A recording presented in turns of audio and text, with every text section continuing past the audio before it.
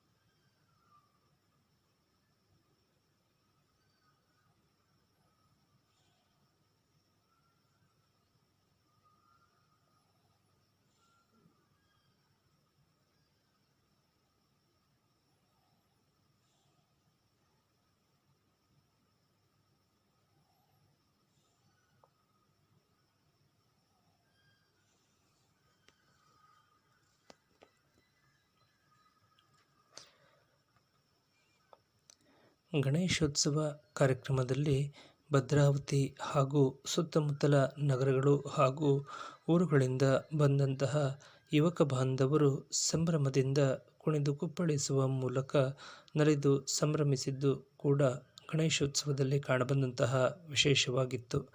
ಹಿಂದೂ ಮಹಾಸಭಾ ಸಂಘಟನೆಯ ಆಡಳಿತ ಮಂಡಳಿಯವರು ಹಾಗೂ ಭಕ್ತ ಬಾಂಧವರು ಭದ್ರಾವತಿ ನಗರದ ವಿವಿಧ ಸಮಾಜಗಳ ವಿವಿಧ ಸಂಘಟನೆಗಳ ಮುಖಂಡರುಗಳು ಹಾಗೂ ಯುವಕ ಬಾಂಧವರು ಭಾಗವಹಿಸಿ ತಮ್ಮ ತಮ್ಮ ಸೇವೆಯನ್ನು ಸಮರ್ಪಿಸಿದ್ದು ಕೂಡ ಗಣೇಶೋತ್ಸವದಲ್ಲಿ ಕಾಣಬಂದಂತಹ ವಿಶೇಷವಾಗಿತ್ತು.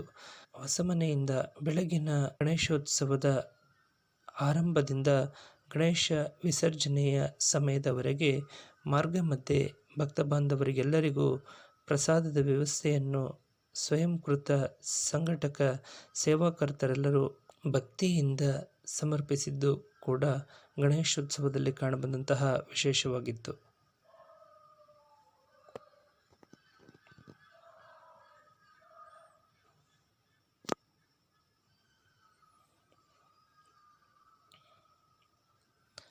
ಗಣೇಶೋತ್ಸವ ಕಾರ್ಯಕ್ರಮದ ಯಶಸ್ವಿಗೆಂದೇ ಆಗಮಿಸಿದಂತಹ ಆರಕ್ಷಕ ಇಲಾಖೆಯ ಉನ್ನತ ಪೊಲೀಸ್ ಅಧಿಕಾರಿಗಳು ಹಾಗೂ ಮಿಲಿಟರಿ ಪಡೆಯವರು ಕೂಡ ಗಣೇಶೋತ್ಸವ ಯಶಸ್ವಿಗೆ ಬಂದು ಭಾಗವಹಿಸಿ ಅಗತ್ಯ ಭದ್ರತೆಯೊಂದಿಗೆ ಗಣೇಶೋತ್ಸವ ಸಾಗಲು ಸದಾವಕಾಶವನ್ನು ಮಾಡಿಕೊಟ್ಟಿದ್ದು ವಿಶೇಷವಾಗಿತ್ತು.